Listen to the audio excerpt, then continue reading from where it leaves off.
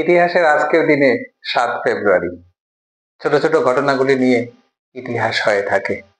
তাই 7 ফেব্রুয়ারির ইতিহাসের ঘটনাগুলি নিয়ে আজকের উপস্থাপনা।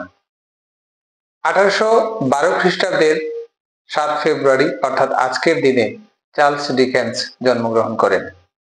1851 খ্রিস্টাব্দে দানবীর মহারাজ সূর্যকান্ত আচার্য জন্মগ্রহণ করেন। 1902 খ্রিস্টাব্দে গুরুসদয় দত্ত ব্রতচারী সমিতির প্রতিষ্ঠা করেন।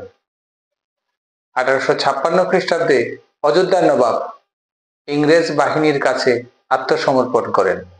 1991 খ্রিস্টাব্দে সোভিয়েত মহাকাশ যান স্টেটিউট 2 ভেঙে পড়ে।